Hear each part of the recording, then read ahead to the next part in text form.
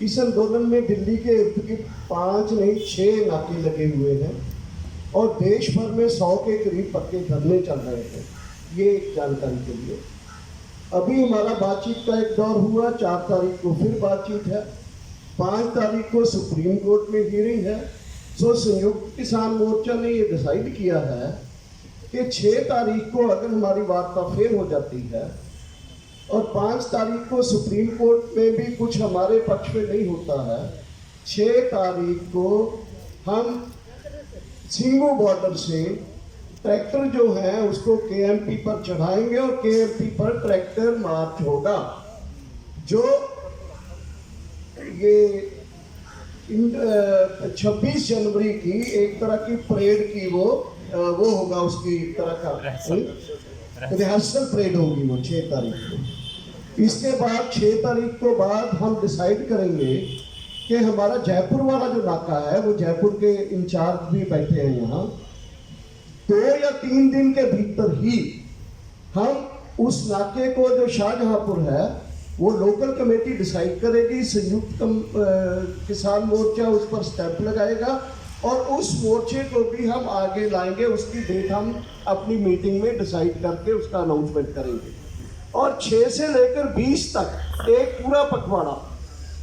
पूरा पखवाड़ा देश में हम कॉल दे रहे हैं कि उस कॉल के अनुसार पूरे देश में किसानों के इस आंदोलन के पक्ष में बीजेपी सरकार के ऊपर दबाव डालने के लिए बड़ी बड़ी रैलियां, बड़े बड़े प्रोटेस्ट प्रोग्राम और पक्के धरने, जो भी तरह के लोग वहाँ के अलग अलग प्रांतों के करेंगे, उसको एक हमने यहाँ से सेंट्रल कॉल दिया है कि पूरे 15 दिन जो है वो भंडाफोड़ अभियान, जन जागरण अभियान किसानों के पक्ष में, पूरे देश में वो किसानों के पक्ष में एक 15 दिन का पूरा एक मूवमेंट चलेगा।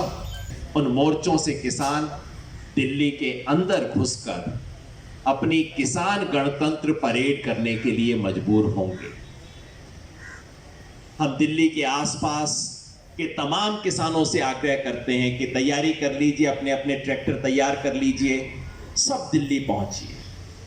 देश के जिस जिस किसान परिवार के लिए संभव है, सबसे अनुरोध करते हैं एक एक मेंबर आप अपना यहाँ पे भेजिए।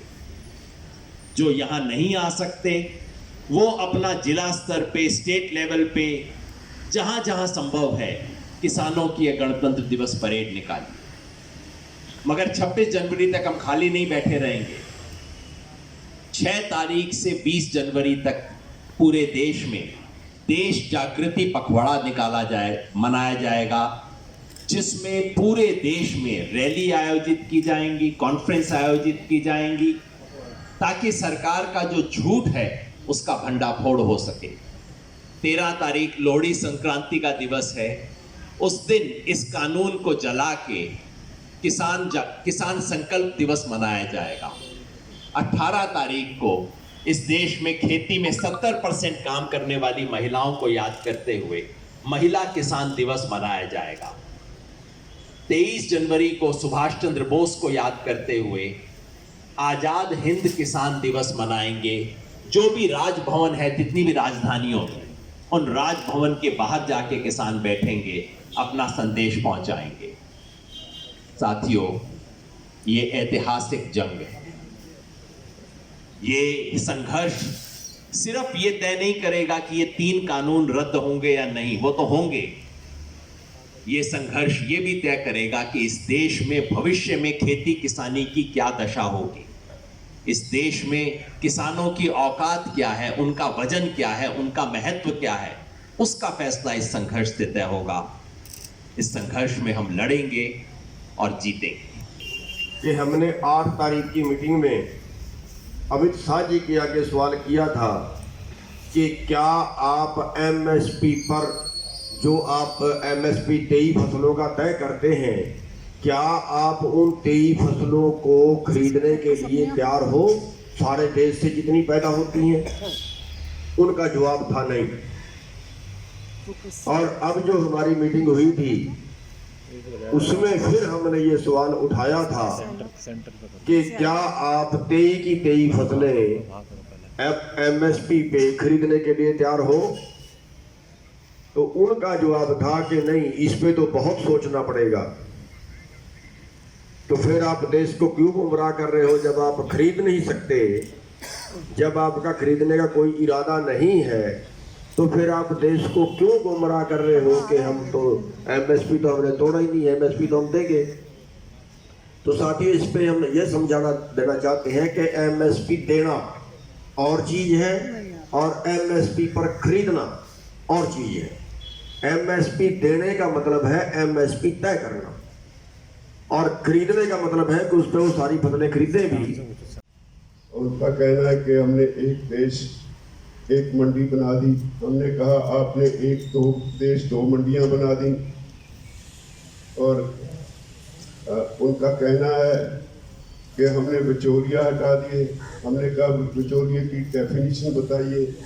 बिचौलिए रखने का तो आपका स्वभाव है, हमारी मार्केट में तो बिचौलिए है नहीं। जिसको आप बिचौलिया कहते हैं वो तो सर्विस प्रोवाइडर है, इतना भाव लगता है उतना ही क्लेम करके हमें वापस पे करता है। जो सर्विस देता है उसका वो कमीशन लेता है।